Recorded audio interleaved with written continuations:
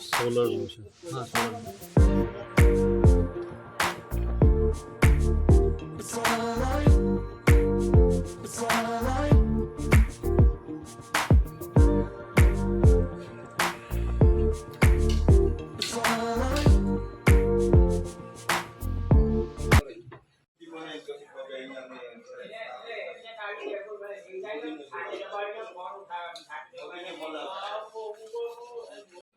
मैं मिलेशભાઈ પ્રજાપતિ બોલું છું. હું હાજીખાના બજાર વિસ્તારમાં રહું છું અને મારા ટાવરે આ વખતે છે ને તે 71,000 લાઇટ બિલ આવ્યું છે.